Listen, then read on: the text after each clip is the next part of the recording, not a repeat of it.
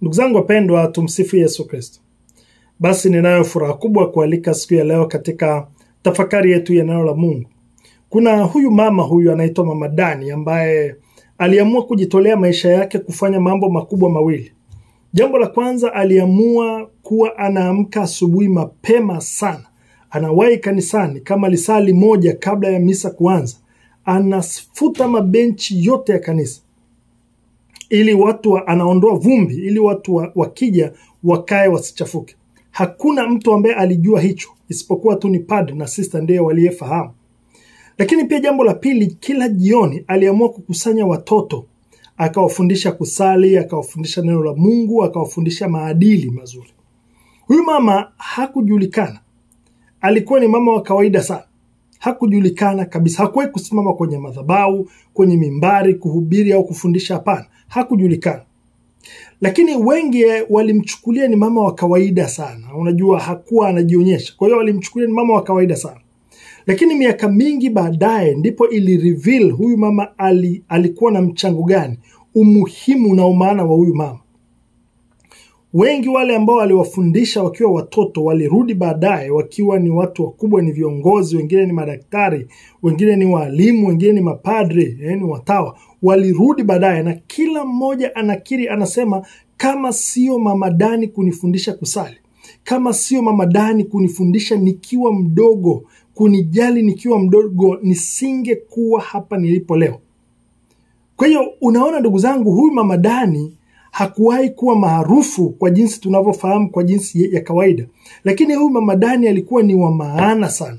Alikuwa ni wa muhimu sana. Ukitazama kwa mfano mwili wa mtu ndugu zangu leo, kwa haraka tu, kuna viungo unaviona kwa haraka. Utaona macho, utaona mikono, utaona miguu, utaona pua, utaona mdomo, masikio na kadhalika. Na kwa sababu hivi vinaonekana kwa haraka, unajua watu wengi huwa wanafikiri kwamba hivi ni vya maana zaidi au ni vya muhimu zaidi na hawakumbuki vingine. Lakini kuna vingine ambavyo havionekani lakini ni vya muhimu sana. Kwa mfano ndugu zangu, hebu fikiria moyo au ini. Hivi huwa havionekani, lakini bila hivyo maisha hayawezekani. Huyu mama alikuwa ni kiungo muhimu sana, ila hakuonekana kabisa. Sasa kule kutokuonekana kwake hakukumzuia kutenda kazi yake kwa uaminifu mkubwa. Aliamua kufanya kwa uaminifu mkubwa. Ndugu zangu wapendwa, wewe pia unaweza kuwa kama Mama Dani wa wakati huu. Unaweza usiwe jukwaani au kwenye mitandao kama sisi wengine, lakini kwa upendo na huduma yako Mungu anaweza kubadilisha historia ya watu wengine. Mungu anaweza kubadilisha historia ya wengi kwa sababu tu ya upendo wako, ya huduma yako. Inawezekana isionekane kwa watu. Kwa hiyo usijione mdogo kwa sababu tu ya macho ya watu. Hapana. Bali kwenye macho ya Mungu wewe ni kiungo hai. Wewe ni kiungo cha thamani sana, kisichoweza kuondolewa katika mwili wa Kristo. Wewe ni wa muhimu sana. Kumbuka tena maneno haya ya Mtakatifu John Henry Newman, huwa anayapenda. Anasema, God has created me to do him some definite service. He has committed some work to me which he has not committed to another person. Manake kuna mambo ambayo Mungu ameyakusudia yafanywe na wewe tu na yasifanywe na mtu mwingine yoyote. Kwa hiyo basi usijifiche, usijiweke pembeni. Mungu anakuhitaji, kanisa linakuhitaji, jumuiya inakuhitaji, nchi inakuhitaji, huduma yako inahitajika. Wewe ni wa pekee sana. Inawezekana, tunafahamu, inawezekana kwa sababu moja au nyingine, kwa sababu fulani unajiona huna maana. Inawezekana watu wanakuchukulia poa, kwa lugha ya mtaani wanakuchukulia poa. Inawezekana hakuna anayekuheshimu. Mke wako hakuheshimu, mume wako hakuheshimu, watoto hawakuheshimu, majirani hawakuheshimu, hata mbwa wako pia hakuheshimu, anakubwekea wakati wewe ndio unamlisha. Inawezekana unajilinganisha na wengine, halafu unaona wengine wanafanya zaidi au wamefanya zaidi kuliko wewe. Halafu unajiona wewe huna mchango wowote, au unajiona wewe ni mdogo sana, huna lolote. au hujachangia kikubwa kama wengine walivyochangia. Lakini kumbuka tu ndugu zangu kwamba watu hawafahamiki sana. Kuna watu ambao huenda hawafahamiki sana. Kuna ambao kazi zao ni za kimya kimya sana. Kuna ambao kazi zao ni za kimya kimya sana, lakini wana msaada mkubwa sana kwenye jamii. Hebu fikiria mhudumu wa chumba cha maiti, mhudumu wa chumba cha mortuary. Hata maiti zenyewe anazozitunza na kuziandaa kule hazimfahamu. Ila kazi yake ni ya muhimu sana. Kazi yake ni ya muhimu sana. Huwezi kabisa kuikwepa kazi yake.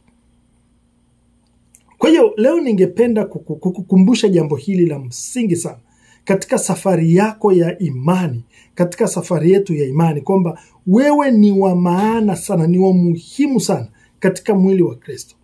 Mtume Paulo anatukumbusha hili, anatufundisha wazi kwenye anapoandikia Warumi ile sura ya 12 mstari wa 4 na wa 5. Anasema kama vile mwili wa Kristo una viungo vingi, kama vile ambavyo mwili una viungo vingi na viungo hivyo havifanyi kazi moja, ndivyo na mwili wa Kristo ulivyo. Anasema sisi sote ni viungo vya mwili wa Kristo na kila mmoja ni muhimu kwa sababu sote tunahitajiana. Kila mmoja ni wa muhimu. Ndugu zangu, hili ni somo muhimu sana. Unajua, mara nyingi sana tunafanya kosa la kufikiri kwamba ili ninachofanya kiwe na maana ni lazima kionekane kwa nje. Hilo ndilo kosa tunalofanya. Kwamba tunafikiri kisipoonekana kwa nje, basi sisi sio wa maana, au sisi hatujafanya kitu cha maana. Watu wasipoona na kutusifia kidogo, tunaona hatujafanya kitu cha maana. Ndugu zangu, hiyo sio ukweli. Kumbuka kama nilivyosema, kumbuka ini kwenye mwili au kongosho kwenye mwili halionekani kwa macho, lakini linafanya kazi kubwa sana. Moyo hauonekani kwa macho, lakini uko kazini masaa 24, masaa yote, dakika zote. Wewe ukienda kulala moyo wako ulali, wewe ukifanya kazi moyo wako ulali, wewe ukipumzika moyo wako ulali. Moyo wako ukiacha kufanya kazi hata kwa dakika moja tu, ndio mwisho wako. Lakini huo moyo hauonekani kwa nje, hakuna anayeuona. Lazima utumie vifaa kuweza kuona. Ndugu zangu, kwa hiyo unachokifanya sio lazima kionekane ndio uwe wa maana. Tukumbuke maneno ya Mtakatifu Teresa wa Avila. Anasema Christ has nobody now but yours. Yours are the hands through which he blesses the world. Hana mwili mwingine isipokuwa wa kwako. Hana mikono mingine isipokuwa ya kwako. Ndio maana Biblia inafananisha kanisa na ile jigsaw puzzle, ile puzzle. Unajua unapotengeneza puzzle ile, alafu kipande kimoja kikakosekana, ni nini unachokiona cha kwanza? Kinachoonekana cha kwanza ni kile kipande kilichokosekana. Hicho ndicho unakiona cha kwanza. Unagundua hapa kuna kipande kimekosekana. Hicho ndicho kinachovuta macho yako ya kwanza ukiona. Sio vile vilivyopo vingine, hapana. Vivyo hivyo ndugu zangu, kila mmoja wetu anapokosekana katika mwili wa Kristo, pengo linatokea. Manake wewe ni kipande kisicho, yani wewe sio kipande kisicho na maana. Wewe ni kipande chenye maana sana. Wewe ni kipande kinachokamilisha picha nzima. Manake wewe ukikosekana, hiyo puzzle haikamiliki. Hiyo picha nzima haikamiliki. Ninakumbuka kuna mmoja aliniambiaga siku moja, akaniambia, "Father, mimi sina maana yoyote. Mimi ni kama kucha tu kwenye mwili." Akasema yeye ni kama kucha tu.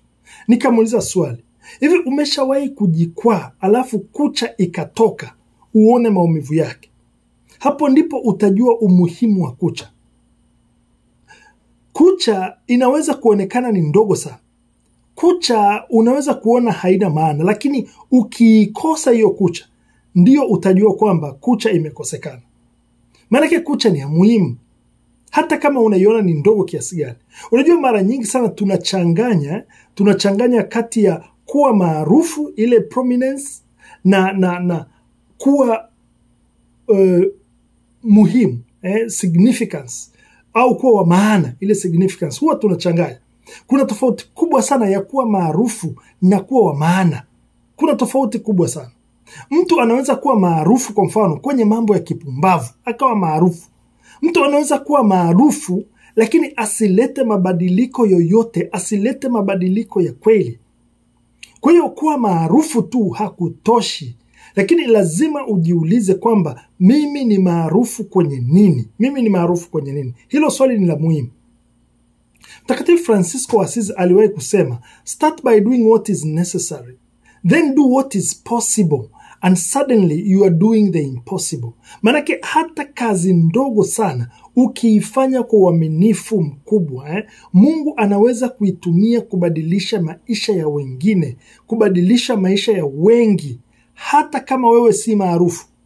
Mungu anachotafuta si umaarufu wako, anachotafuta ni ule uaminifu wako, ni ule upendo wako.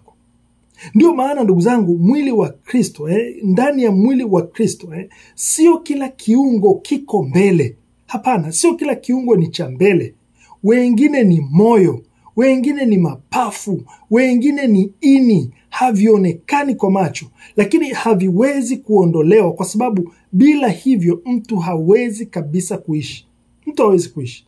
Kwa hiyo huenda hata wewe, labda wewe sio wa mbele, huenda wewe sio maarufu, labda sio maarufu katika kanisa, sio maarufu katika jumuiya, sio maarufu katika shirika lako, sio maarufu katika serikali, sio maarufu katika mtaa, lakini hiyo haiondoi umaana wako, umuhimu wako.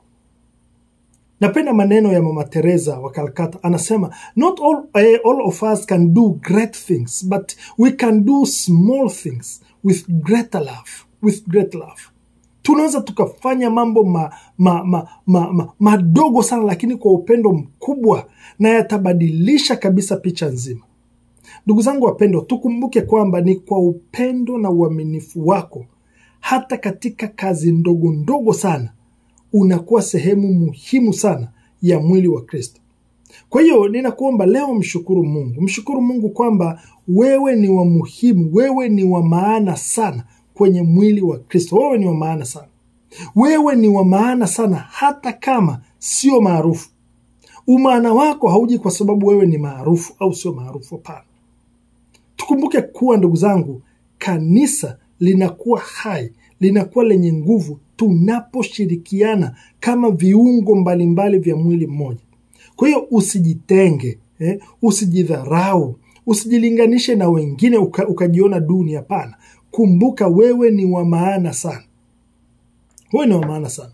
Na Mungu hakukuweka tu katika huu mwili kwa bahati mbaya, hapana.